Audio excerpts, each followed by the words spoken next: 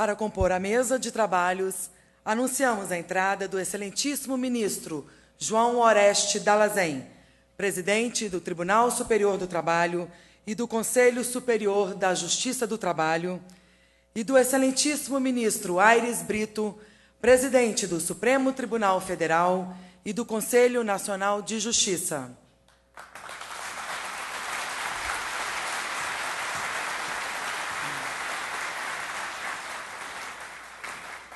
Acompanhados das seguintes autoridades: Sua Excelência, o senhor Paulo Roberto dos Santos Pinto, ministro de Estado do Trabalho e Emprego.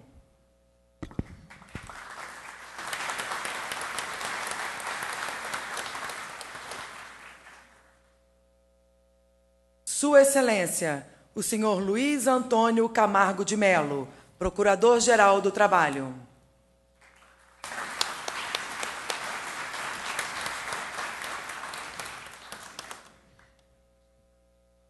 Doutora Cleopatra Dombia Henry, diretora do Departamento de Normas da Organização Internacional do Trabalho, OIT.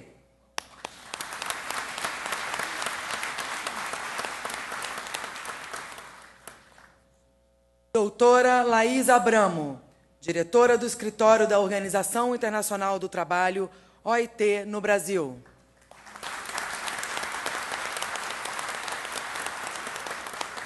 Sua Excelência, o doutor Alberto de Paula Machado, vice-presidente do Conselho Federal da Ordem dos Advogados do Brasil, neste ato representando o presidente desse conselho.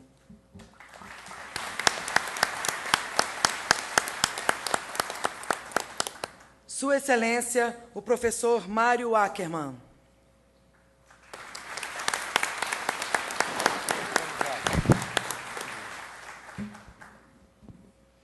E Sua Excelência, o senhor juiz Renato Henri Santana, presidente da Associação Nacional dos Magistrados do Trabalho, ANAMATRA.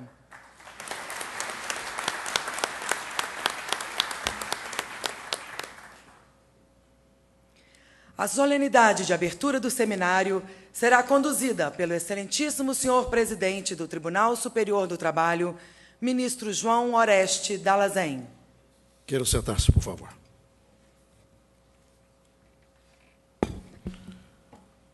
Cumprimentando todas as autoridades presentes, na pessoa do excelentíssimo senhor ministro Carlos Aires Brito, presidente do Supremo Tribunal Federal e do Conselho Nacional de Justiça, damos início ao presente seminário.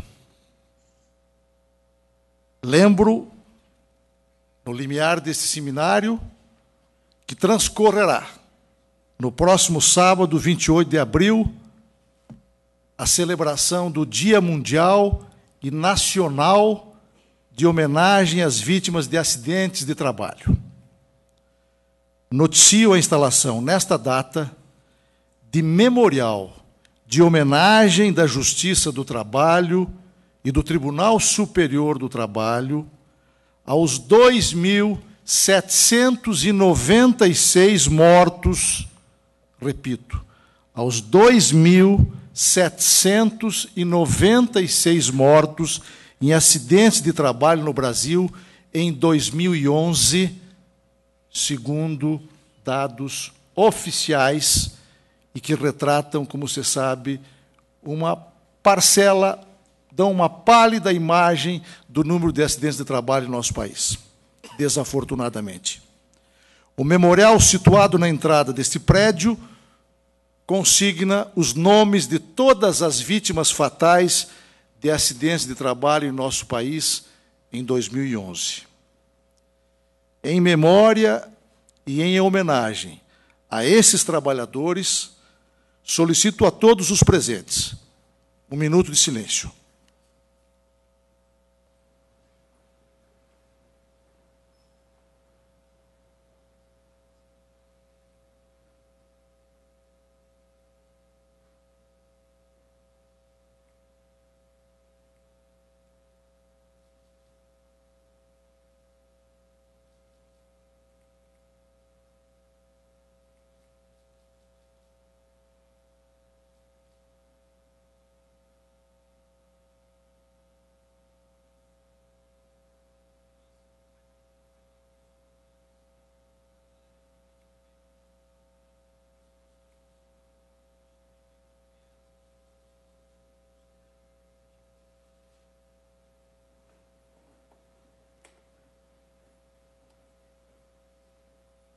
declaro aberto o presente seminário Liberdade Sindical e os Novos Rumos do Sindicalismo no Brasil.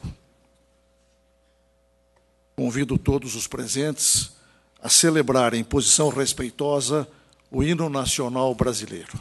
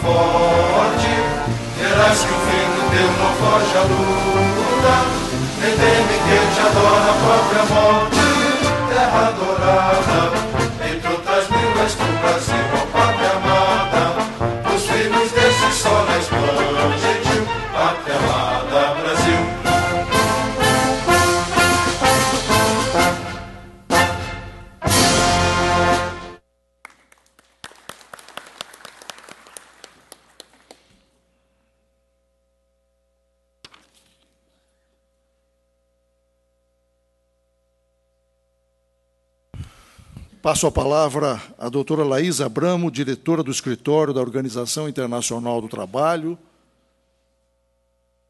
entidade que coopera conosco e que participa de forma intensa e importantíssima na realização deste evento, para a emissão do seu pronunciamento alusivo à abertura desse seminário. Tem a palavra. Muito obrigada. Boa noite a todos e todas. Excelentíssimo ministro Carlos Aires Brito, presidente do Supremo Tribunal Federal e do Conselho Nacional de Justiça. Excelentíssimo senhor ministro João Oreste Dallazen, presidente do Tribunal Superior do Trabalho, Sua Excelência, o senhor Paulo Roberto dos Santos Pinto, ministro de Estado do Trabalho e Emprego, Sua Excelência, o senhor Luiz Antônio Camargo de Mello, procurador-geral do Trabalho, doutora Cleópatra Dumbia Henry, diretora do Departamento de Normas da Organização Internacional do Trabalho, Sua Excelência, o doutor Alberto de Paula Machado, vice-presidente do Conselho Federal das Ordens dos Advogados do Brasil, Sua Excelência, professor Mário Ackermann, e Sua Excelência, senhor Luiz Renato Henry Santana, presidente da ANAMATRA. Gostaria de, além de cumprimentar os membros dessa mesa, cumprimentar também os ministros e ministras do Tribunal Superior do Trabalho, juízes, juízas, magistrados e magistradas da Justiça do Trabalho, outras autoridades presentes aqui, representantes das organizações de empregadores e trabalhadores, membros do corpo diplomático. Gostaria de agradecer muito o convite para fazer parte da mesa de abertura desse importante seminário em representação do diretor-geral da OIT, senhor Juan Somavia, que lamenta muito não poder estar presente e envia os seus melhores desejos de um grande sucesso na realização deste evento. Quero parabenizar o presidente Dallazen e todo o TST por essa iniciativa, que conta com o apoio também da Associação dos Magistrados da Justiça do Trabalho, ANAMATRA, e com a participação ativa nas plenárias e nos painéis de representantes da Comissão de Peritos e do Departamento de Normas da OIT, das lideranças das organizações dos trabalhadores e dos empregadores e de eminentes juristas e acadêmicos especializados na área do direito constitucional e do direito do trabalho brasileiro. Esse seminário certamente propiciará um importante avanço no conhecimento e discussão sobre as normas internacionais do trabalho, em especial sobre os direitos de liberdade sindical, de negociação coletiva, tanto no setor público quanto no setor privado. Gostaria de enfatizar a especial importância da realização deste seminário neste momento. O Brasil tem se destacado no cenário internacional nos anos recentes, no que se refere à promoção do trabalho decente. Apesar dos inúmeros desafios ainda enfrentados pelo país nessa área, tão bem ilustrados com os dados que o presidente acabou de apresentar sobre os acidentes do trabalho, que ainda constituem uma gravíssima realidade no país, destaca-se o esforço nacional tanto para reconhecer e identificar os problemas existentes, quanto para criar os mecanismos para enfrentá-los. Esse tem sido um esforço compartilhado entre o governo e demais poderes e instituições do Estado, entre eles, com destaque, o Judiciário, as organizações de empregadores e trabalhadores e muitas outras organizações da sociedade civil. Com efeito, o Brasil hoje é referência, e isso tem sido reconhecido pela OIT por diversas formas, em inúmeras ocasiões, em áreas tão importantes como a prevenção e a erradicação do trabalho infantil, o combate ao trabalho forçado e degradante, a luta contra a discriminação e a promoção da igualdade de oportunidades e tratamento no mundo do trabalho, a redução do desemprego, o expressivo processo de geração e formalização de empregos, a valorização do salário mínimo, a extensão da proteção social, o fortalecimento da negociação coletiva e a ampliação dos espaços de participação cidadã e diálogo social.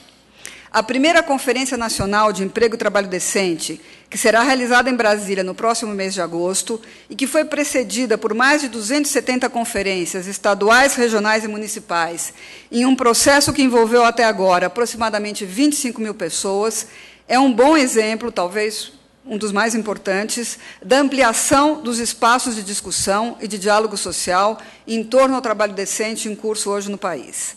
Além de rever o Plano Nacional de Emprego e Trabalho Decente, lançado pelo governo federal em 2010, o objetivo principal dessa Conferência Nacional é definir diretrizes para uma política nacional de emprego e trabalho decente. Essa conferência representa, sem dúvida, uma mudança de escala no compromisso do Brasil, que o Brasil vem assumindo com a promoção do trabalho decente desde 2003, quando, então, o presidente Luiz Inácio Lula da Silva assinou com o diretor-geral da OIT um memorando de entendimento com o objetivo de elaborar uma agenda nacional de trabalho decente no país. No processo da conferência, a discussão sobre o tema se espraiou por todo o território nacional e é uma oportunidade única para incorporar a diversidade de situações, problemas e oportunidades que caracterizam o país. Nesse contexto, repito, o seminário que hoje se inaugura se reveste de fundamental importância.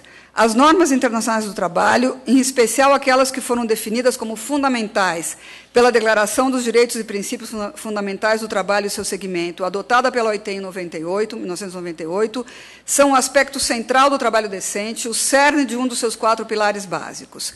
A Declaração de 98, é importante lembrar, constitui uma reafirmação do compromisso dos Estados-membros da OIT de respeitar, promover e aplicar um patamar mínimo de princípios e direitos fundamentais no trabalho, havendo ou não ratificado as 8 convenções a eles associados.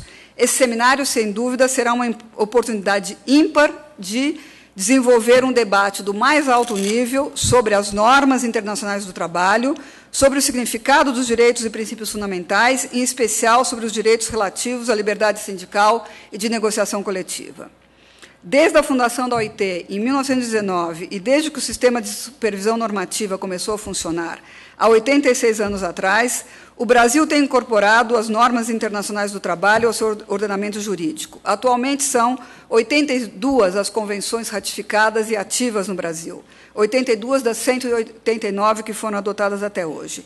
Entre elas, 7 das 8 convenções fundamentais, as que se referem ao trabalho forçado, número 29.105, a Convenção número 98 sobre o direito de sindicalização e negociação coletiva, a Convenção número 100 sobre igualdade de remuneração, a Convenção 111 contra a discriminação no emprego e na profissão, a Convenção 138 sobre a idade mínima para admissão ao emprego e a Convenção 182 sobre a proibição das piores formas de trabalho infantil e ação imediata para sua eliminação.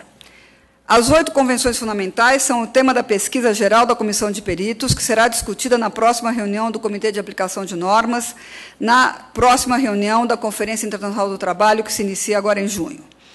É a primeira vez na história da OIT que a Comissão de Peritos faz uma pesquisa geral sobre todas essas convenções, o que é um documento de extrema importância e sobre a qual a diretora do Departamento de Normas da OIT, doutora Cleópatra, fará referência amanhã na sua intervenção nesse seminário. Como todos sabemos, a única convenção fundamental que não foi ratificada pelo Brasil é a Convenção número 87, que será justamente um dos pontos centrais de discussão nesse seminário. Além dessas convenções fundamentais, é importante ressaltar que outro tema que será discutido também nesse seminário é a Convenção número 151 sobre os direitos sindicais, inclusive de negociação coletiva para os servidores públicos, que foi ratificada há pouco tempo pelo país. Como sabemos, as convenções da OIT são normas internacionais que definem padrões mínimos a serem observados por todos os países que as ratificam.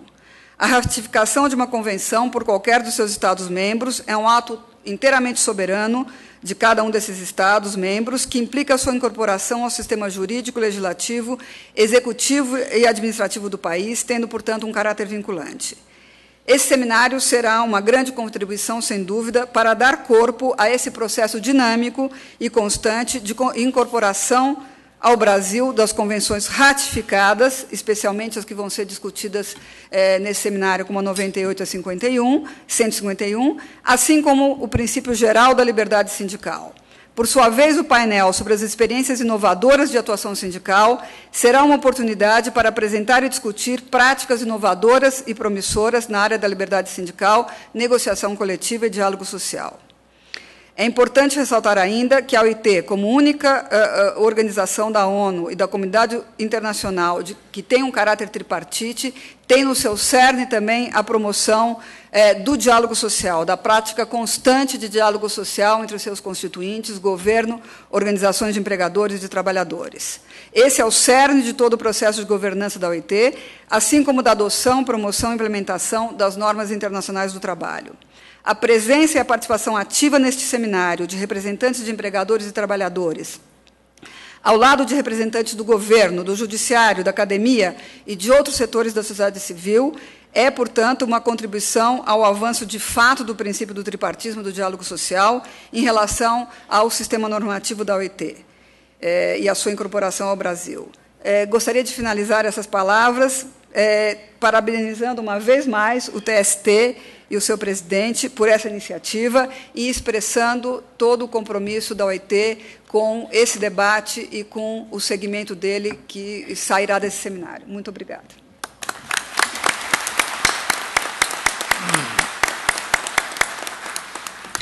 Agradeço o pronunciamento da doutora Laís Abramo, em nome da Organização Internacional do Trabalho. Excelentíssimo senhor presidente do Egrégio Supremo Tribunal Federal, ministro Carlos Aires Brito. Excelentíssimos senhores ministros do Tribunal Superior do Trabalho, de ontem, hoje e de sempre, que prestigiam este evento.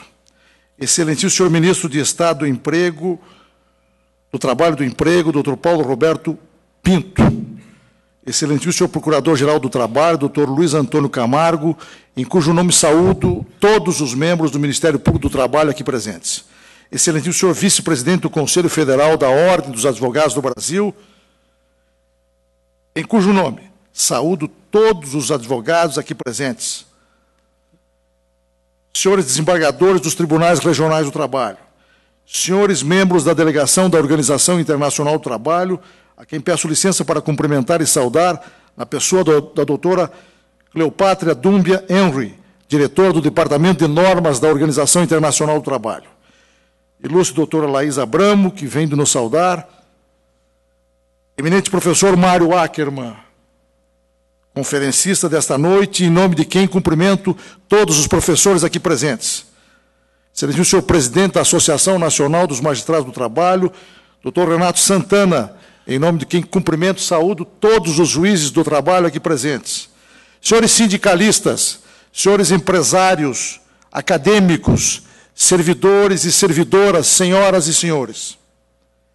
Neste aprazível anoitecer de outono do Planalto Central brasileiro, tenho a honra e o intenso júbilo de dar início ao presente seminário sobre liberdade sindical e os novos rumos do sindicalismo brasileiro, promovido pelo Tribunal Superior do Trabalho. Saúdo efusivamente todos os participantes e transmito-lhes as mais calorosas boas-vindas, augurando que possamos realizar um debate maduro, sereno e profícuo. Asseguro para logo que se trata de um esforço bem intencionado que desenvolvemos com vistas ao aperfeiçoamento do ordenamento jurídico brasileiro no que tange às relações de trabalho. Há um momento em que, acolhendo convocação da Organização Internacional do Trabalho, a obtenção de trabalho decente erige-se em obrigação central e dever ético de cada nação, penso que é imperativo avaliar o exercício da liberdade sindical em nosso país, com especialistas nacionais e estrangeiros.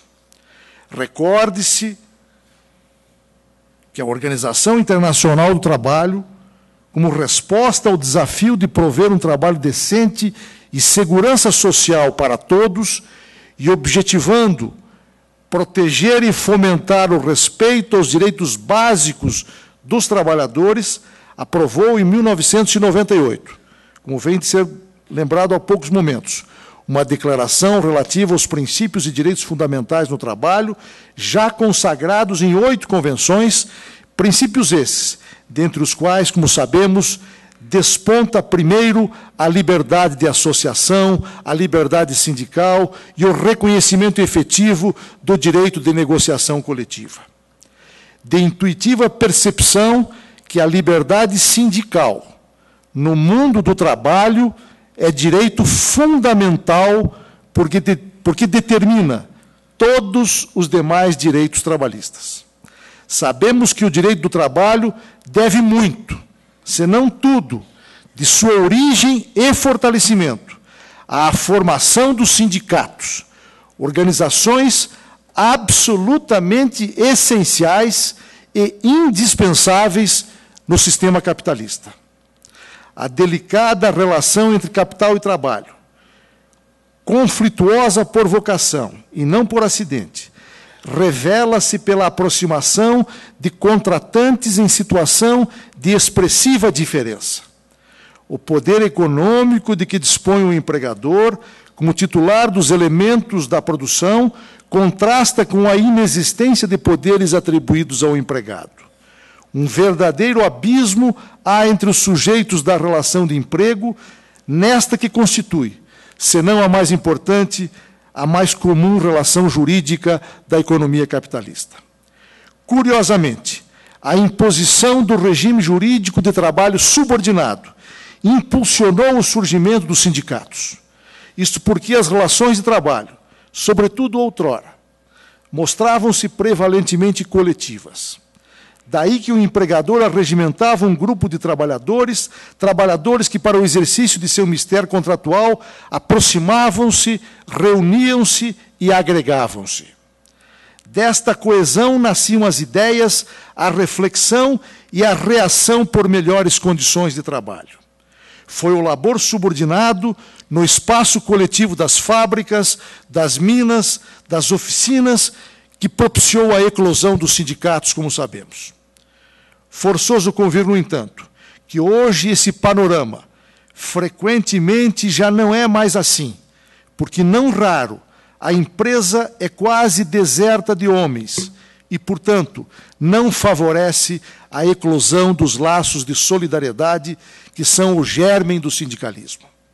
A verdade é que a nova configuração das relações sociais no ambiente pós-moderno não incentiva o aprofundamento dos laços de solidariedade, nem patrocina a união entre os povos. O escasseamento dos bens da vida, disputados agora em arena de dimensões mundiais, estimula o contrário, o sectarismo, o egoísmo e o isolamento. Não parece difícil apreender que também este fenômeno desborde para influenciar o enfraquecimento dos sindicatos. Some-se a esse aspecto a circunstância particular de que, no Brasil, a evolução histórica demonstra um vínculo profundo das entidades sindicais ao Estado, sobretudo até a Constituição Federal de 1988, subordinavam-se a evidente controle e até mesmo aliciamento pelas forças oficiais do Estado. Gravitavam ao redor do Estado, do nascimento à extinção, compondo uma estrutura tipicamente de inspiração corporativista, adotada pela Constituição Federal de 1937, então inspirada, como sabemos, na Carta del Lavoro italiana fascista de 1927, no plano econômico e social. A Constituição Federal de 1988, é bem verdade, trouxe um modesto avanço na organização do sindicalismo brasileiro. Houve avanço ao reconhecer a legitimidade extraordinária dos sindicatos para, como substitutos processuais, postularem em juízo na defesa dos interesses coletivos e individuais da categoria. Vale dizer, para defenderem em juízo em nome próprio direitos trabalhistas de origem comum dos trabalhadores representados. Houve avanço também ao consagrar uma relativa liberdade sindical. Vedou-se o controle do Estado na criação dos sindicatos, assegurou-se a liberdade de filiação e, consequentemente, de desfiliação. E também tornou-se obrigatória a participação do sindicato na negociação coletiva, instrumento imprescindível e notável de evolução da condição social dos trabalhadores. Injunções políticas, contudo, levaram a Assembleia Constituinte de 1988 a manter no sistema sindical do país 3 características que, ao nosso ver, não nos permitem afirmar que desfrutamos de um modelo democrático de plena liberdade sindical como seria desejável. Manteve-se a exclusividade de representação do sindicato por categoria. Manteve-se a unicidade sindical. É vedada a criação de mais de uma organização sindical na mesma base territorial. Vê-se que a garantia constitucional de livre associação abate-se mitigada e frágil diante da restrição de criação de mais de um sindicato por base territorial para a categoria. Manteve-se igualmente o custeio obrigatório de entidades sindicais de empregados e de empregadores pela contribuição sindical, fruto de descontos compulsórios dos empregados e das empresas. Contribuição sindical essa, recebida do Estado sem exigência de prestação de contas. Pior ainda, lei posterior assegurou às centrais sindicais, desde 2008, a partilha entre si de parte da bilionária receita anual da contribuição sindical, partilha essa, que é proporcional ao número de entidades sindicais filiadas. E qual o cenário que emerge indago de tal organização sindical brasileira, transcorridos já 24 anos da promulgação da Constituição Federal de 1988? É fato objetivo e inconteste que o atual sistema conduziu à criação oficial de milhares de sindicatos. Contamos, como sabemos, mais de 14 mil sindicatos no país. Com honrosas exceções, a maioria composta de sindicatos de pouca ou nenhuma representação. Ninguém ousa negar que temos milhares de sindicatos inexpressivos, de empregados e de empresas, em larga medida em virtude do monopólio da representação sindical e da receita fácil da contribuição sindical obrigatória. Parece inegável também que contribuiu para intensificar essa proliferação de sindicatos a já mencionada partilha da contribuição sindical pelas centrais sindicais, proporcional ao número de entidades sindicais filiadas. De outro lado, assistimos igualmente a um cenário de crise de representatividade dos trabalhadores e das empresas, que muitas vezes não obtêm dos sindicatos os serviços que deles se esperam e, por isso, não se sentem representados. Agravam esse cenário o sistema de unicidade sindical e a rígida e engessada organização por categoria, que não ensejam ao cidadão trabalhador a liberdade de opção pela melhor representação ou a criação de sindicatos por empresa ou por profissão. A rigor, desafortunadamente, exibimos um sistema sindical que, além de anacrônico, apresenta-se contraditório e ambíguo. Será lógico, pergunto, adotar oficialmente a unicidade sindical e, na prática, permitir a pluralidade sindical com sindicatos pulverizados ou atomizados em milhares de entidades de pouco ou nenhuma representação? Não há algo de equivocado e de pouco razoável num sistema que adota pluralidade sindical de fato e unicidade de direito? É lógico adotar a unicidade sindical e reconhecer mais de meia dúzia de centrais sindicais livremente criadas pelos nossos sindicalistas?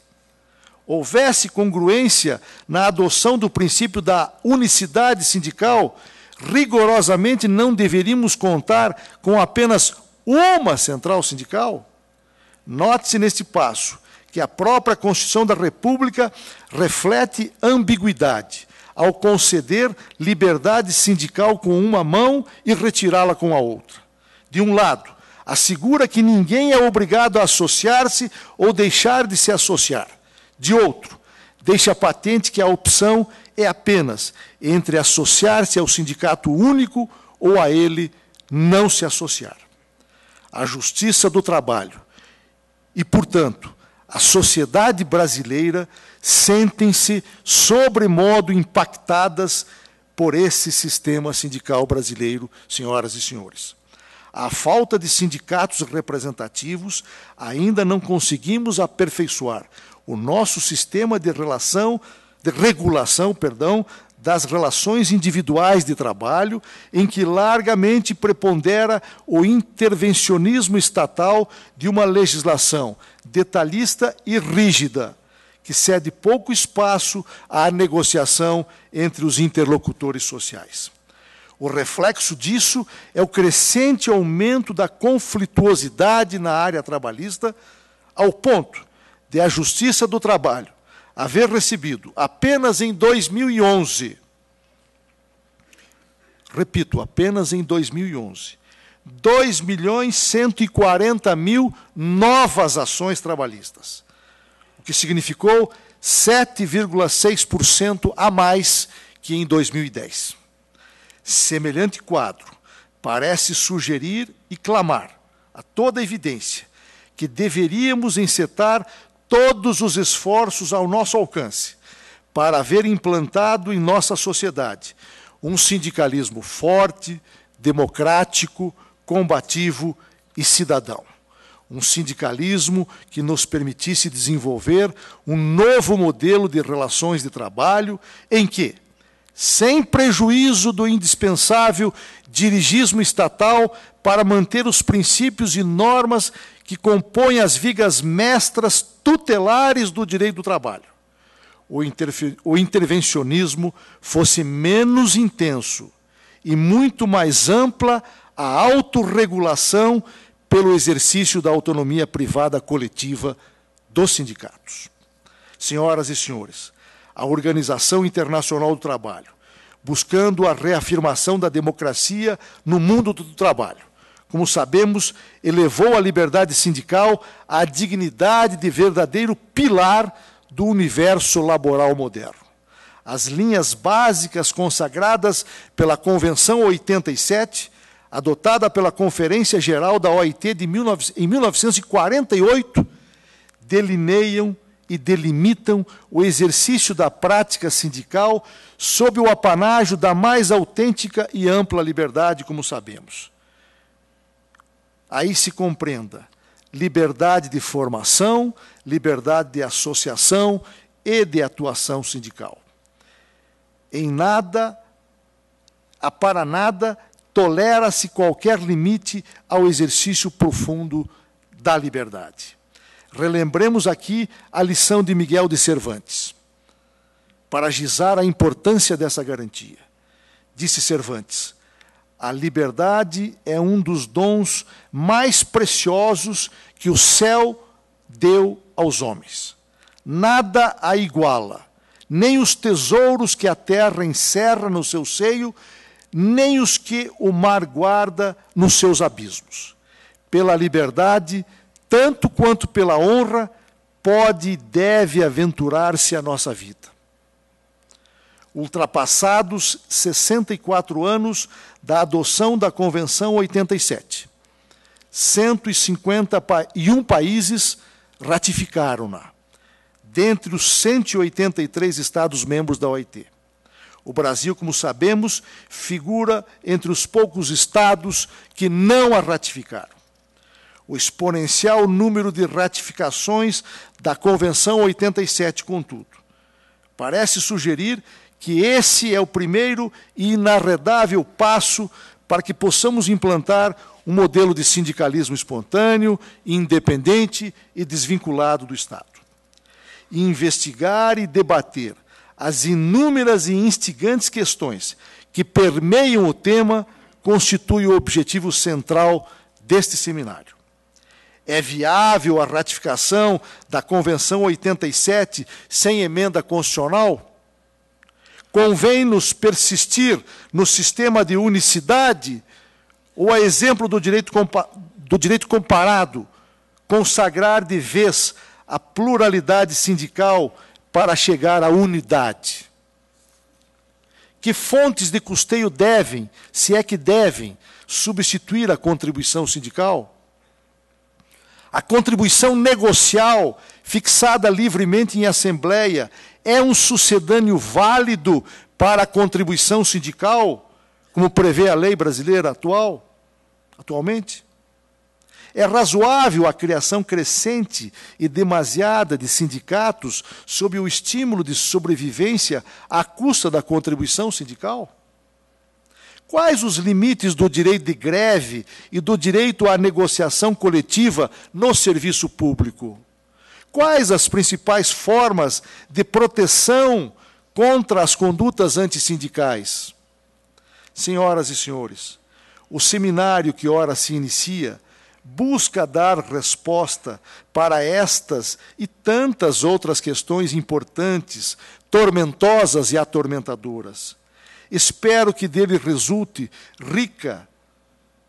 rica, densa discussão e cooperação para superarmos a crônica ineficiência do sindicalismo brasileiro, salvo pontuais e honrosas exceções.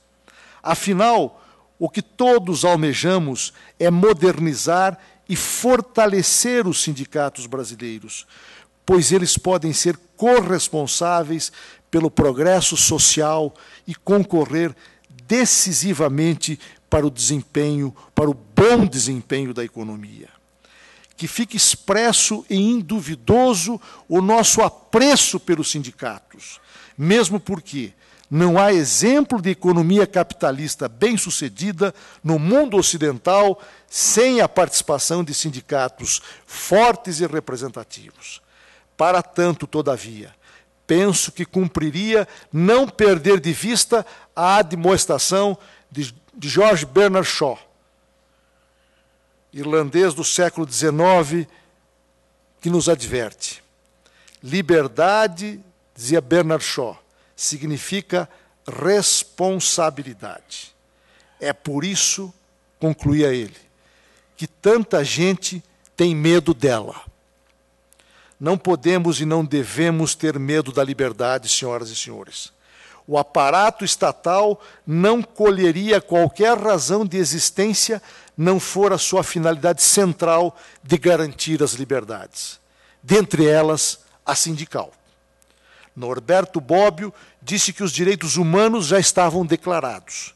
Necessário seria garanti-los. No Brasil, impressiona a magnitude das violações aos direitos humanos. E na esfera sindical, falta-nos até mesmo garantir na plenitude um dos direitos humanos primaciais e centrais, a liberdade sindical. De qualquer modo, já se disse, a esperança é a mais doce das companheiras. Não podemos jamais arrefecer o ânimo. Ao declarar aberto este seminário, renovo a minha profissão de fé e a profissão de fé do nosso tribunal, do Tribunal Superior do Trabalho, e de esperança nos homens e, em especial, na busca do aprimoramento de nossas instituições. Bem sabemos que a agenda que ora se inicia é complicada e controvertida, mas é imperativa e não cala. Saúdo este benfazejo e feliz momento em que nos reunimos para promover o estudo, o aprofundamento e o debate qualificado e que certamente poderá trazer novas luzes em nossa espinhosa caminhada. Auguro a todos os mais de 1.800 inscritos, o melhor proveito no seminário e, desde logo, agradeço a todos cuja valiosa participação e colaboração permitiu a realização desse evento. Muito obrigado.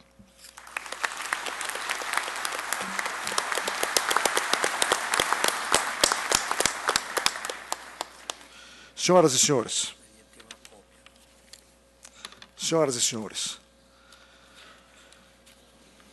para a abertura deste evento, nós temos a honra insigne de contar com a participação, na qualidade de conferencista, do eminente professor Dr. Mário Ackermann, professor titular e diretor do Departamento de Direito do Trabalho e Seguridade Social da Faculdade de Direito da Universidade de Buenos Aires. São muitos os títulos que o credenciam, sem favor algum, para abrir, não com chave de ouro, mas com chave de diamante, o evento que ora se inicia. É com muita honra e com muita alegria que concedo a palavra ao professor Mário Ackermann para a sua palestra de abertura deste evento. Tem a palavra, professor.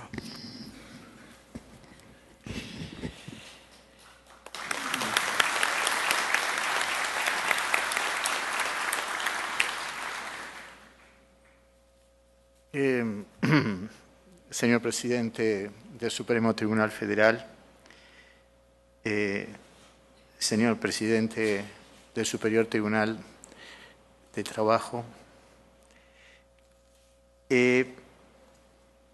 devo começar Eu devo começar mis palabras as minhas palavras con un agradecimiento y un pedido de disculpas. El agradecimiento es por haberme conferido este extraordinario honor de introducir el importantísimo debate que vamos a tener en estos 3 días en este importante ámbito y con esta notable concurrencia. El pedido de disculpas es esto que es evidente, y es que voy a hablar en español. Me encantaría poder hablar la bellísima lengua portuguesa, pero no lo hago. Y no puedo ofender al portugués y al español hablando esa ofensa a ambas lenguas que es el portuñol. Somos vecinos, nos entendemos bastante, salvo en materia futbolística, por supuesto. Y por lo que veo no deberíamos tener dificultades en entender este castellano del Río de la Plata tan familiar para ustedes. Se me ha pedido que haga una exposición sobre libertad sindical y trabajo decente. El título tiene una explicación y es que todo esto de lo que vamos a hablar debe quedar enmarcado en la presentación de lo que va a ser en estos días de el último estudio general producido por la Comisión de Expertos en Aplicación de Convenios y Recomendaciones del OIT, que en el marco de la declaración del año 2008, en la que se entiende que está lanzado el concepto de trabajo decente, este estudio general está dedicado justamente, como extraordinaria novedad también, a los 4 derechos fundamentales en el trabajo, del que la libertad sindical es nada menos que uno de ellos y el instrumento fundamental. Para hacer esta exposición, en la que espero no abrumarlos con mis excesos con el tiempo, asumo el compromiso de no hablar más de los 60 minutos que me han conferido. Cambié mi reloj con relación al que traje el año pasado. Creo que anda bastante mejor y realmente me voy a controlar con el tiempo. Y el señor presidente nos regaló 2 reflexiones, una de Bernard Shaw y otra de Norberto Bobbio. Yo voy a ir un poquito más atrás para empezar. Y voy a traer un reproche que Jean-Baptiste Racine, uno de los 3 grandes escritores franceses del siglo XVII, junto con Molière y Corneille, en la única comedia que escribió, que era Les Plaideurs, o sea, los pleitistas, le reprocha a los juristas. fala a respeito dos juristas que, para abordar cada tema, eles sempre vão para os princípios, ou seja, eles sempre vão para os princípios de todas as coisas, às vezes até chegar até Adão e Eva. Bom, eu não vou ir tão longe, entre outras coisas, porque o tema que eu vou abordar aqui é uma questão que ainda não cumpriu 100 anos, que é essa questão da liberdade sindical, que poderemos dizer que é um adolescente. E por que devemos ir para trás? Assim como não podemos construir o futuro sem ter consciência do presente, é impossível compreender o presente se não conhecemos a história, se não sabemos de onde viemos. Não podemos saber para onde vamos se não soubermos de onde viemos. E disso se trata. E depois de uma primeira leitura, que eu vou fazer aqui de alguns parágrafos, que logo eu vou explicar de onde vêm, que não foram escritos por mim, eu me ocuparei, em primeiro lugar, como deve ser feito para que possamos entender-nos melhor, dizer do que eu estou dizendo, ou seja, do que falamos quando falamos de liberdade sindical. Depois, eu vou dizer o que a OIT fez, quais são os documentos, o que produziu a OIT nesta matéria, já há um pouco menos de 100 anos, e terminarei com uma reflexão apoiada no último documento produzido, que é a declaração do ano de 2008, que eu vou explicar também do que se trata, para fazer um balanço final do que temos. Comecemos, portanto, pelo começo. Então, eu me permitirei ler alguns parágrafos que dizem o seguinte: isso vem de um documento mais extenso, por isso farei aqui algumas referências de parágrafos prévios. A conclusão de uma experiência de aproximadamente 20 anos é que a legislação do trabalho não é suficiente, que a legislação do trabalho, no sentido estrito da palavra, é apenas um remédio incompleto aos mais sociais que a Organização Internacional do Trabalho deve combater. E eu vou começar por aqui pelo seguinte: nós vivemos tempos muito difíceis. Falamos das crises, falamos dos problemas econômicos, problemas sociais, e parece que é algo que aconteceu ontem ou que está apenas acontecendo agora, mas não é bem assim. Por isso me parece oportuno começar por estas palavras que certamente não são tão recentes assim. Então, tal é o direito do trabalho, o ponto de partida da política futura, cujo propósito é assegurar ao indivíduo não apenas uma melhoria das suas condições de trabalho, mas a segurança econômica, sem a qual a justiça social não poderá ser plenamente realizada. A segurança econômica, entretanto, não deve ser concebida no seu estilo estrito, e todas as citações precedentes mostram claramente que a segurança econômica não é considerada como fim em si mesmo, mas como uma condição que permite fazer uma edificação de um nível de bem-estar material garantido e uma existência mais completa, mais rica e principalmente mais livre. A segurança econômica poderia existir com um alto grau de prosperidade material em um estado de escravos, mas a preço da escravidão, e que os governos dos Estados-membros estão decididos a alcançar é a segurança econômica para todos os cidadãos, assegurada de forma que respeite a dignidade e a liberdade dos indivíduos. Em efeito, como já foi comprovado nestes momentos, esta segurança é um elemento essencial para manter a liberdade e a dignidade. As máquinas que fizeram possível a produção em massa fizeram possível também a desocupação coletiva contra a qual o trabalhador isolado está impotente, qualquer que seja a sua energia, a sua iniciativa e a sua boa vontade. Quando milhões de homens estão reduzidos ao desespero e a impotência está paralisada, quando não destruída, a sua participação efetiva como cidadãos na vida da coletividade. O princípio de igualdade política, base do sistema democrático, perde todo o seu valor e eficácia se não for traduzido em valores econômicos na vida de cada cidadão. Uma democracia saudável deve assegurar um nível de vida equitativo para todos os seus membros, já que não podemos esperar o jogo natural das forças econômicas às cegas. O instinto de conservação aconselha que toda política nacional e internacional tenha finalidade consciente dos seus esforços. Nesse sentido, a segurança econômica para o indivíduo vai mais além do que os direitos ao trabalho e assistência, vai mais além do que a proteção contra a desocupação por medidas econômicas ou medidas suficientes para obter esse objetivo e, como consequência, eliminar a insegurança do trabalhador comum. Pretende assegurar para ele e para a sua família tudo o que precisa na sua juventude, nos seus anos de trabalho e na sua velhice, para ter o seu lugar na coletividade e contribuir para a sua prosperidade na medida das suas capacidades e dotes.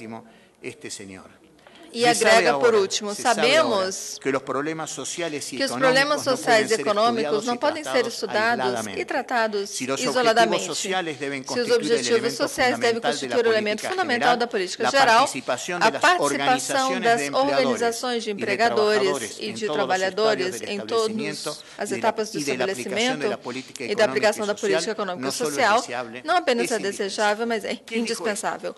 Esto lo dijo el señor Edward Fellman. Quem disse isso? En el año Edward Fellman, em 1941, em ocasião de apresentar a memória à Conferência Internacional que se reuniu em Montreal, Canadá, e que surgiria 3 anos depois a Declaração de Filadélfia, atualizada em 1944, a Constituição da OIT.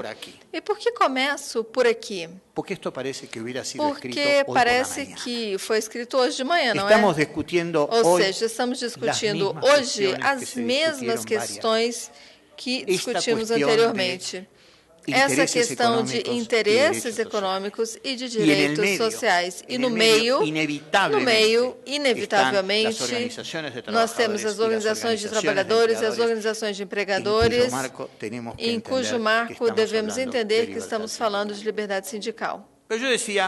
Mas, como eu estava dizendo, falamos da liberdade sindical, e se olharmos a quantidade de documentos que há, vamos verificar que todos falamos de liberdade sindical como se soubéssemos do que estamos falando, como se todos falassem a mesma coisa, como tantas vezes falamos de democracia e parece que todos estão falando sobre a mesma coisa. Então vamos ver aqui do que estamos falando, porque a Declaração Universal dos Direitos Humanos diz que toda pessoa tem direito a fundar sindicatos na defesa dos seus interesses. O Comitê de Liberdade Sindical disse que a liberdade sindical é inseparável dos outros direitos humanos fundamentais.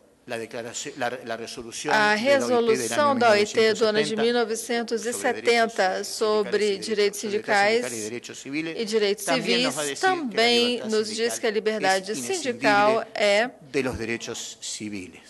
está conjugada com os direitos civis. Mas o que é a liberdade sindical? Uma precisão conceitual. Sobre a que não sempre se vuelve e que não sempre se tem presente. Nem sempre levamos isso em consideração. A liberdade sindical, ela tem duas grandes expressões que também são inseparáveis. A expressão individual da liberdade sindical e a expressão coletiva da liberdade sindical. E digo isso porque quando falamos de liberdade sindical, às vezes acreditamos que estamos falando apenas da liberdade dos sindicatos. Estamos falando também da liberdade dos trabalhadores e da liberdade dos empregadores. Porque o direito de se organizar é um direito dos trabalhadores, mas também é um direito dos empregadores. A liberdade sindical individual, que assim deve ser chamada, não é uma liberdade. E também nisto devemos esclarecer o conceito. Não estamos falando de uma liberdade, estamos falando de um direito. Da mesma forma, quando falamos de direito sindical individual e coletivo, estamos falando do direito das organizações. E, primeiro, a liberdade individual. Direito que têm os trabalhadores e que também os empregadores, cada um pelo seu lado, de se organizar, de se afiliar, a constituir entidades sindicais, a eleger e também serem eleitos. E o direito de não afiliação. O direito de não afiliação.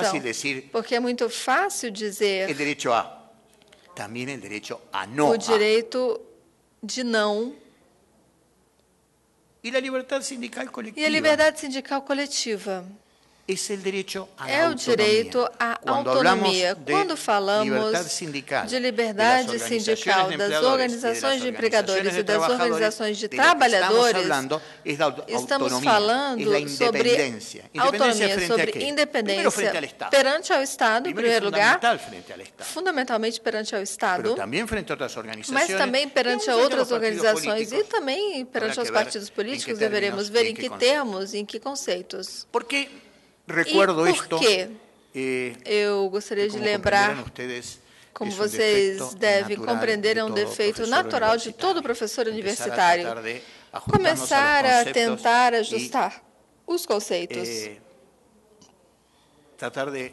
e tentar explicar que o que dizemos de acordo com algum marco conceitual.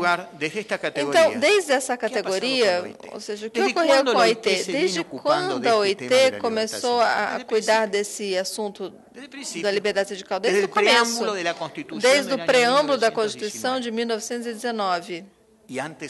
E ainda antes disso, porque todos sabemos que a criação da Organização Internacional do Trabalho, com essa estrutura tripartite, foi produto também de ações prévias de organizações de empregadores, de organizações de trabalhadores, de acadêmicos e de governos.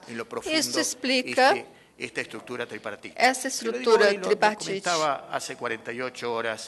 No Ministério Público de Trabalho. Que eu estava comentando há 48 horas no Ministério Público do Trabalho. Hoje estamos preocupados com as crises.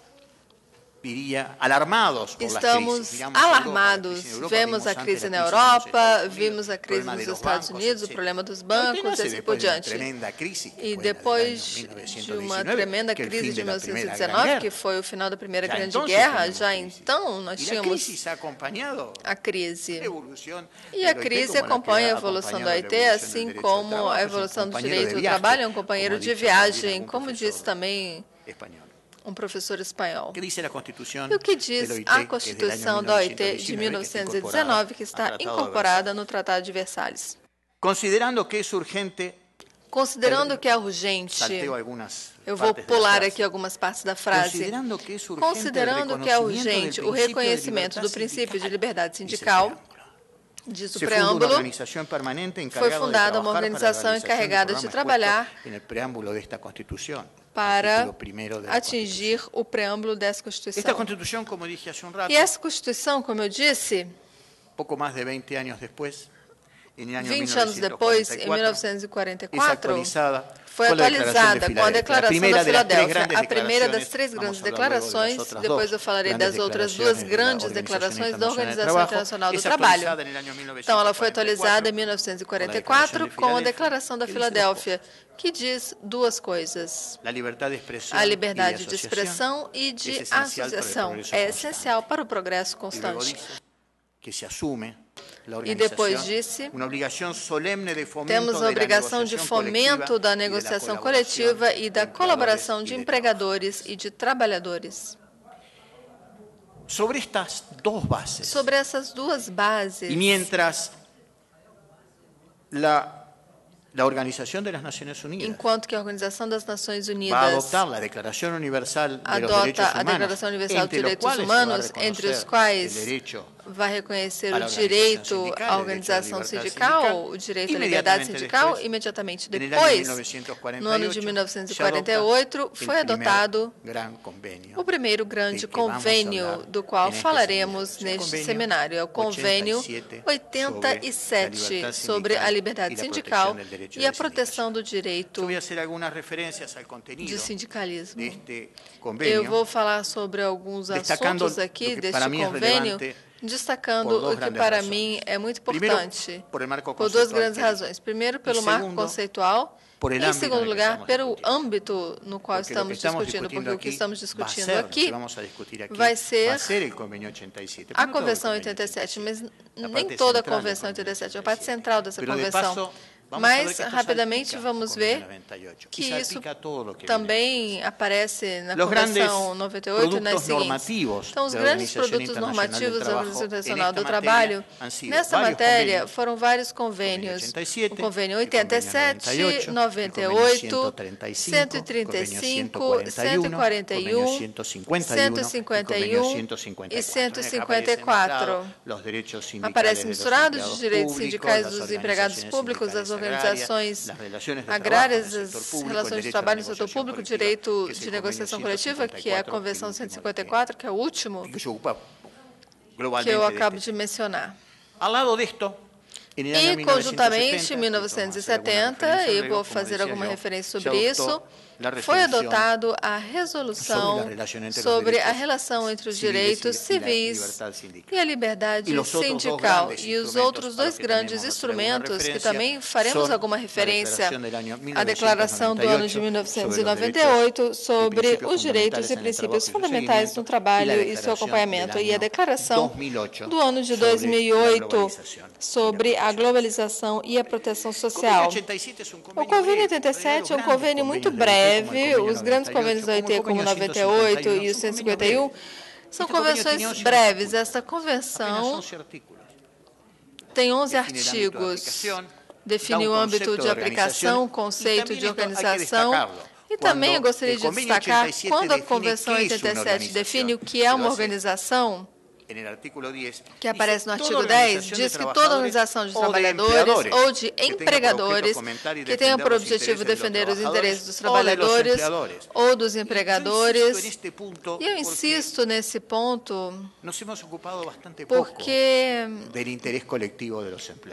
não nos ocupamos tanto do interesse coletivo dos empregadores. Então, aparece primeiro os direitos dos trabalhadores. Mas, atenção, liberdade sindical pressupõe bilateralidade do interesse coletivo. Há o interesse coletivo dos trabalhadores e o interesse coletivo também dos empregadores. E cada um tem direito de formar as suas organizações.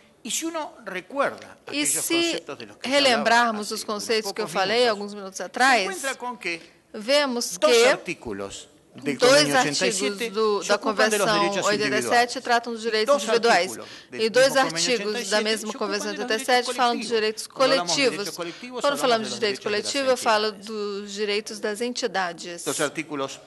Então, temos o artigo 2º e 7º, que não vale a pena ler aqui. Eu não vou me deter aqui com leituras de texto, mas trata do direito de constituir as organizações que os trabalhadores e os empregadores estimem conveniente, o que pressupõe nas organizações de órgão de controle da OIT, estrutura sindical, o tipo de sindicato que queiram formar e a impossibilidade de que, por via normativa, por normas estatais, se imponha um modelo de unicidade sindical. E eu aponto a este fato, ou seja, estamos falando aqui de um problema de direito individual. Quando falamos de unicidade sindical, falamos da violação do artigo 2º da Convenção 87. Estamos falando de direitos individuais dos trabalhadores, como poderíamos estar falando de direitos individuais dos empregadores. Não estamos falando de direitos coletivos, estamos falando de direitos individuais. E uma sociedade democrática não pode esquecer dos indivíduos.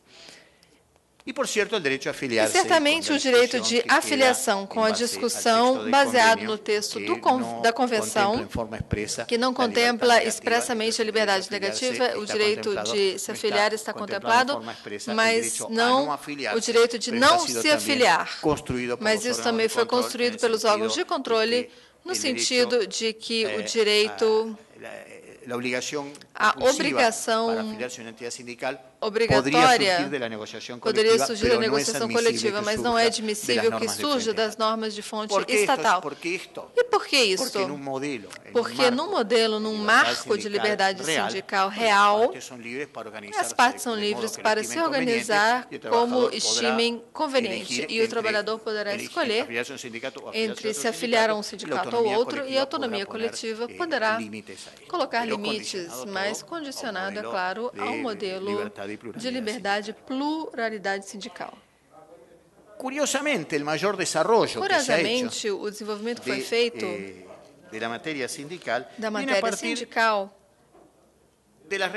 vem a partir dos artigos 3 e 4, que falam da liberdade sindical coletiva, e que é basicamente autonomia.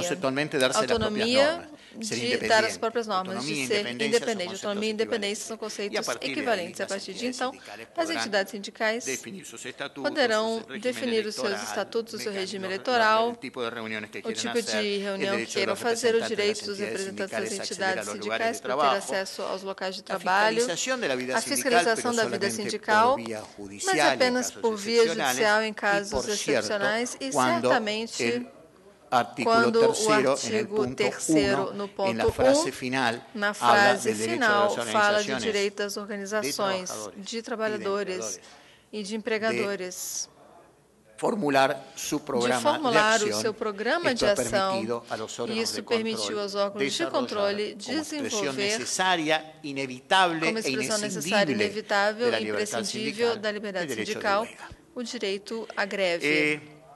Pequeno comentário sobre este tema. Se suele reprochar e normalmente a los órganos de control que se han excedido. Vemos os órgãos de controle que se excederam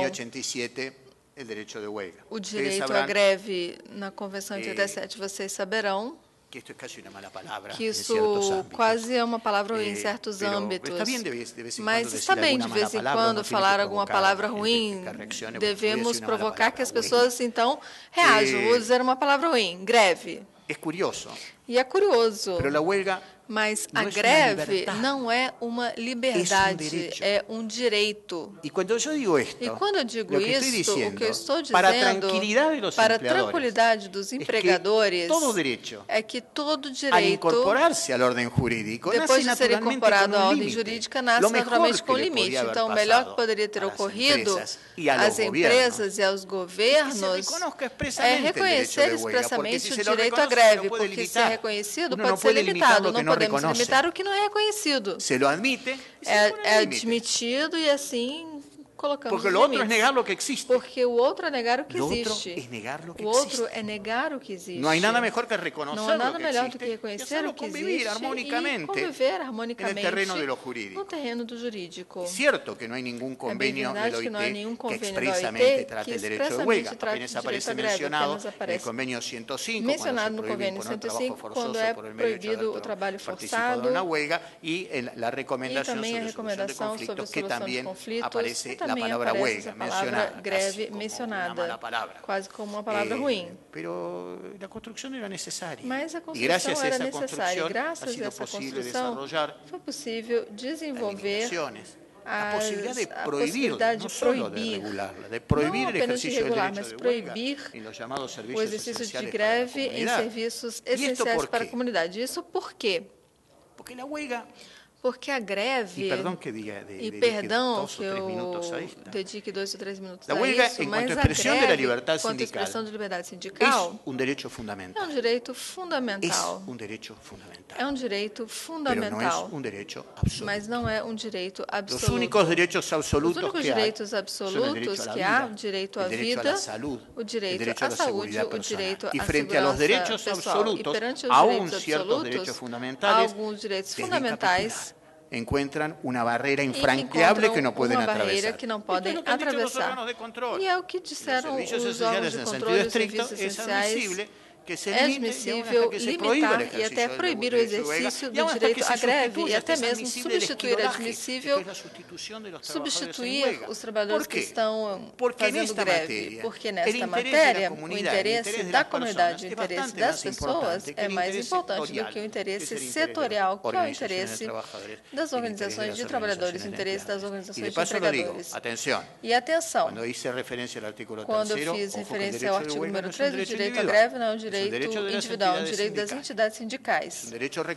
É um direito reconhecido às organizações. E depois podemos ter alguma discussão sobre o direito de formular a sua própria ação e reconhecer as organizações dos empregadores. Mas aí seria um debate mais moderno e que não valeria a pena introduzir aqui neste momento. Os outros artigos, então, da Convenção, simplesmente para saber do que se trata. Então, fala-se sobre a dissolução por via administrativa ou intervenção por via administrativa, a possibilidade de formar confederações.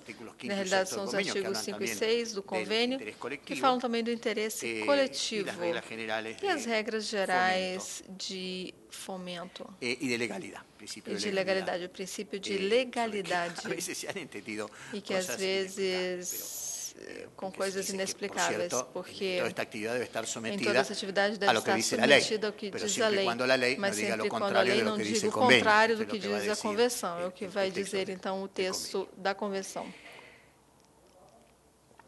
Por que é importante Por que é importante? Algo que ocorreu alguns anos depois. No ano de 1970, quando, no dia 25 de junho de 1970, a conferência adotou a resolução sobre os direitos sindicais e a sua relação com os direitos civis.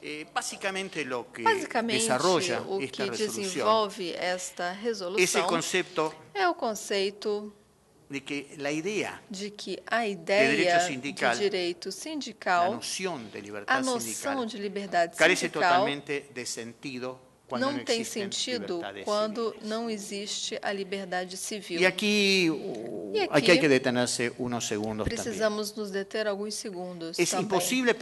É impossível pensar em liberdade sindical quando não há liberdade civil. As ditaduras, melhor dizer, não admitem as organizações de trabalhadores, como também de empregadores. Mas, ao mesmo tempo, assim como a liberdade sindical não pode se desenvolver sem um contexto democrático, também precisamos dizer que o sistema democrático é imperfeito e está incompleto quando não reconhecemos plenamente o exercício da liberdade sindical nos termos contemplados na Convenção 87 da OIT. Falta uma perna para esta democracia. A democracia não está completa se não reconhecer plenamente o direito à liberdade sindical. Então, essa expressão coletiva e também na sua expressão individual. Esta é a leitura que deve ser feita da resolução do ano de 1970 da Conferência Internacional do Trabalho. E como eu estava dizendo, mais além da extraordinária criação e da doutrina desenvolvida pelos órgãos de controle da OIT, fundamentalmente nesta matéria, o Comitê de Liberdade Sindical de 1951, mas também pela Comissão de Especialistas na Aplicação da Convenção e também das suas recomendações, ainda mais antigo, criado em 1926, pela via do controle regular, do cumprimento das convenções. Bom, além do desenvolvimento dessa doutrina, também chamada de jurisprudência, a jurisprudência dos órgãos de controle, a jurisprudência do Comitê de Liberdade Sindical, há outros dois documentos importantíssimos que ha produzido a Organização Internacional do Trabalho pela OIT nesta matéria. O primeiro documento lo que foi a segunda grande atualização da OIT, aunque esta vez a diferença da declaração do ano 1944 sem modificar o texto da Constituição. A declaração do ano de 1944 adiciona uma espécie de capítulo a partir do artigo 40 da Constituição do ano de 1919. Estou falando da declaração da OIT relacionada aos princípios e direitos fundamentais do trabalho. Que importância tem essa declaração? Esta declaração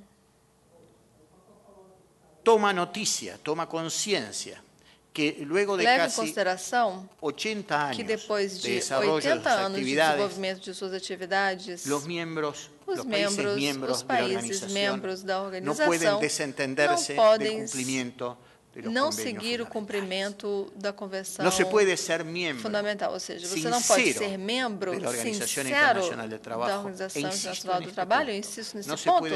Você não pode ser um membro sincero da OIT se não for assumido um compromisso solene de cumprir com os direitos fundamentais no trabalho. E com isso, as 8 convenções fundamentais. E o primeiro dos quais, o primeiro dos direitos fundamentais, é o direito à liberdade sindical e à negociação coletiva, Convenção 87 e Convenção 98. E certamente também isto pressupõe o compromisso de eliminar toda forma de trabalho forçado no Convênio 2905, de eliminar também todas as formas de trabalho infantil, as piores formas de trabalho infantil, Convenção 138 e Convenção 182. E, é claro, sem dúvida, eliminação de toda forma de discriminação, a desigualdade salarial, Convenção 100 e Convenção 111. Isto levou Isto levou a um mecanismo de acompanhamento destes compromissos assumidos pelos países e depois da declaração tivemos algum incremento da ratificação destes convênios. E além disso, de que por el solo hecho de além ser do miembro de la fato de organización, ser membro da organização, especialmente em matéria de liberdade sindical, o país pode ser submetido al controle ao controle a atividade do Comitê de e à Liberdade Sindical, atividade do Comitê de Liberdade Sindical para o país que não haya ratificado para o país que não tenha ratificado a Convenção 87, o mecanismo de controle regular previsto através da Convenção de Especialistas para a aplicação da Convenção. No ano 2004, no ano de 2004, foi produzido um relatório importantíssimo. Que havia passado? O que tinha ocorrido? No ano de 2001, o Conselho de Administração da OIT, no mês de novembro de 2001, criou a Comissão Mundial sobre a Dimensão Social da Globalização. Que foi, aunque para muitos passou inadvertida, mesmo que passou instrumento, âmbito de sem chamar grande atenção, mas um âmbito de discussão extraordinário, porque cada vez que falamos de globalização, falamos de temas econômicos. A mim me gusta señalar dos Eu gostaria de assinalar duas coisas. Quando falamos de globalização, falamos de algo diferente. Hoje, tudo é mundial. Hoje, tudo é globalizado, ou seja, já há algumas décadas, tudo é globalizado. Antes, o mundo era regional. Até o final da década de 70 e 80, o mundo era regional. E o que quer dizer isso? Era muito clara a diferença que nós tínhamos entre o que ocorria na América Latina, o que ocorria na África, o que ocorria na Ásia. E se algumas coisas ocorriam na Ásia, era o problema lá dos asiáticos. E se acontecia alguma coisa na Europa, normalmente era problema dos europeus. Nós aqui, latino-americanos, tínhamos outros problemas completamente diferentes dos problemas europeus. Mas se existiam dificuldades econômicas na Europa, então, normalmente, nós não sabíamos muito. Mas o mundo olhava muito para a Europa, claro, sem dúvida. O mundo olhava muito para o que ocorria na Europa. E a Europa, por sua vez, exportava o seu modelo de estado de bem-estar. A ideia do welfare state foi copiada do bem-estar social. O modelo parecia limitado, mas muito foi copiado. Toda essa ideia de seguridade social muito veio de lá. Mas os problemas eram regionais, tão regionais que as organizações regionais foram criadas. Primeiro a União Europeia, com as diferentes denominações a partir da criação do Tratado de Roma de 1957. Nós temos aqui o Mercosul, os países asiáticos e andinos têm suas e o acento passava por começar e terminar de resolver os problemas. E aí, os problemas eram vistos de uma forma mais regional, mas já tem um tempo que as coisas não são mais assim. E se percebemos que isso ocorre, vemos a crise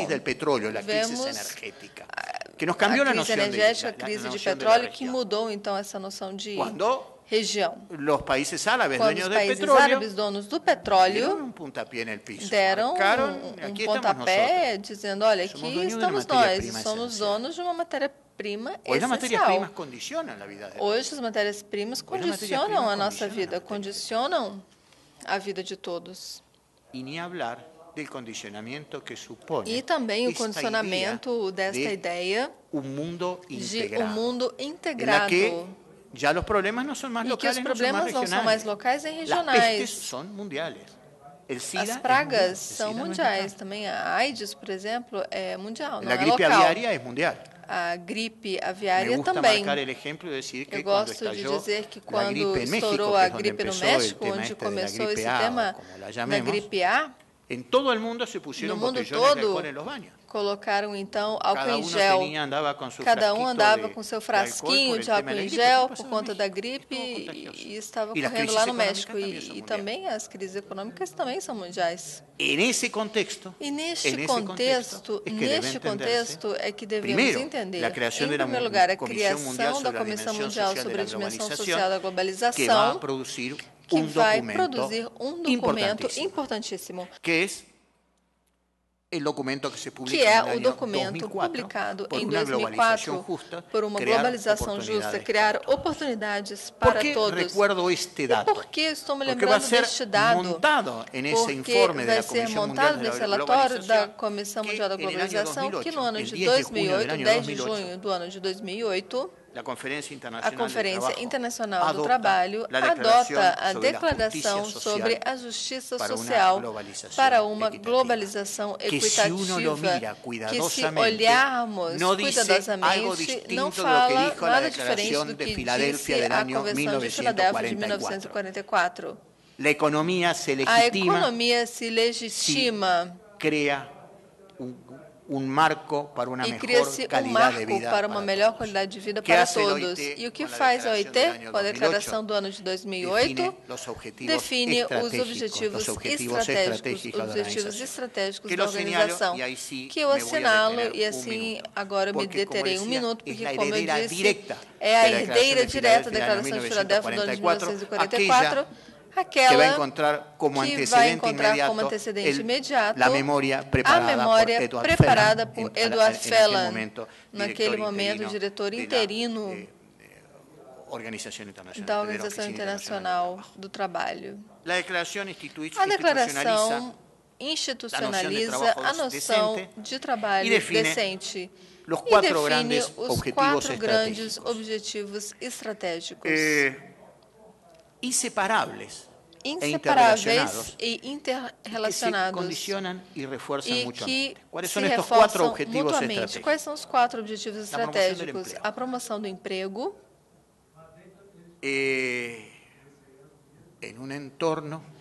em um entorno institucional, econômico sustentável.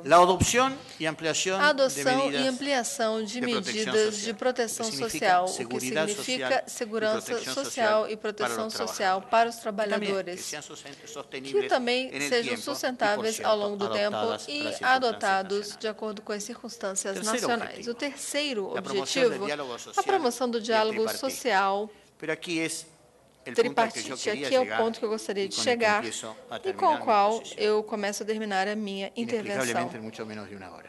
E, inexplicavelmente, em menos de 1 hora. Parece mentira. Não, eu me surpreendo, realmente. Normalmente eu falo muito mais, mas deve ser um pouco pela hora também, não é mesmo? Acho que está na hora do jantar. Eu tenho um convite também feito pelo ministro, então não posso deixar de lado. Eu gostaria de me deter neste ponto, que é o ponto central. É o ponto central que começa a explicar por que escolhemos este tema para exposição e por que o vinculamos tão fortemente com a liberdade sindical. Porque, assim como em torno destes 4 objetivos estratégicos, teremos a produção dos estudos gerais da Comissão de Especialistas na Aplicação da Convenção e suas recomendações, que vai aparecer no último estudo geral sobre os direitos fundamentais no trabalho, uma obra importantíssima, e é atualizada a doutrina da Comissão de Especialistas nas 8 convenções que eu fiz referência. O ponto 4, quarto objetivo estratégico, fala do respeito, promoção e aplicação dos princípios e direitos fundamentais do trabalho, e que dá uma particular importância não apenas aos direitos, mas também condições propícias. E eu volto a ressaltar, a liberdade sindical não é apenas um direito e um objetivo, é um instrumento. O sindicato não é um fim em si mesmo, a organização sindical não é um fim em si mesma, é um instrumento. fundamental. Es un instrumento para É um la satisfacción instrumento del interés para a colectivo. satisfação do interesse Trabajadores, en su coletivo, caso, dos de los trabalhadores e empleadores, dos empregadores, Por no eso outro se caso. dice, E por es isso, derecho, pero también é um condición direito, mas propicia. também condição Necessária propícia, para a plena necessária para a plena de todos os realização objetivos de todos os estratégicos, objetivos teniendo en estratégicos, levando em consideração que a liberdade de que a associação liberdade e de a associação, a liberdade sindical e o liberdade reconhecimento sindical e o efetivo do direito de reconhecimento efetivo negociação do direito de coletiva negociação são coletiva são particularmente importantes para permitir o alcance dos 4 objetivos estratégicos. E a violação dos princípios e direitos fundamentais no trabalho não pode ser invocado ou ser utilizado como uma vantagem comparativa legítima e que as normas do trabalho não deveriam ser utilizadas com fins comerciais e protecionistas. E qual o balanço que eu faço? E com isso eu termino aqui a minha exposição. O balanço é a ideia do inseparável. E há três âmbitos para o inseparável, três âmbitos. O primeiro deles é inseparável. A liberdade sindical individual da liberdade sindical coletiva. A ratificação e a ratificação do Convênio 98 e a Convenção 98 apenas tem sentido se vem acompanhado da ratificação e aplicação da Convenção 87. O outro é admitir a democracia de um partido único. O outro é admitir a democracia do partido único. E lá em Cuba eles chamam de eleições, e isso é democracia plena, mesmo tendo apenas um único partido? A democracia do partido único não é uma democracia. Então, a Convenção 98 não alcança. A Convenção 98, ratificada isoladamente, pode consolidar a violação da Convenção 87. Segundo lugar, a segunda inescindibilidade. O segundo ponto intrínseco, que é o ponto número 4 da Declaração do ano de 2008. Os direitos fundamentais são inseparáveis.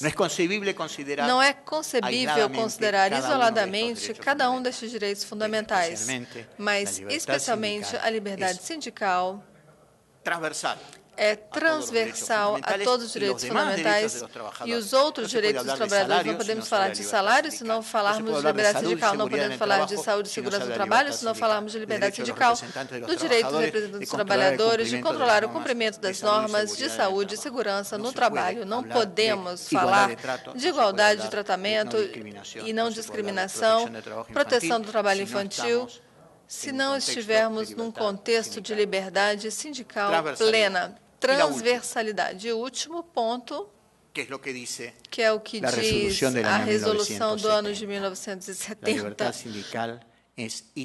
a liberdade sindical caminha conjuntamente com os direitos civis. E para dizer, com outras palavras, no relatório Orux de 1982, na França, quando dizia a democracia não pode ficar apenas nas portas das fábricas. A democracia não termina na porta do local de trabalho. Eu sou consciente do local onde estou. Eu sou consciente do âmbito no qual estamos tendo esse debate. Mas se algo eu devo dizer para fechar, que os problemas começam a ser resolvidos quando começamos a falar a respeito deles. Eu espero que vocês tenham 2 dias de excelentes debates, com liberdade, com responsabilidade, e pensando no passado, e tentando, então, fazer um futuro melhor. Obrigado uma vez mais pelo convite.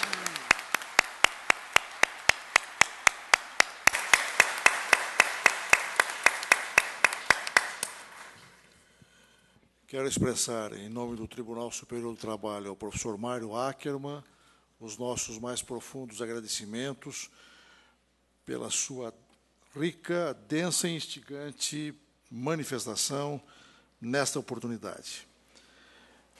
Gostaria de agradecer a presença das ilustres autoridades e personalidades que prestigiaram a abertura deste seminário. Gostaria de agradecer a presença de todas as pessoas inscritas no seminário e que nos deram o prazer de prestigiar este evento, e gostaria também de colher desta oportunidade para convidá-los a que compareçam amanhã às 9h, quando será realizado o primeiro painel do seminário sobre Convenção 87 e Constituição Brasileira. Agradeço, enfim, a honrosa presença de todos e declaro encerrada esta primeira atividade do seminário que ora se inicia. Muito obrigado.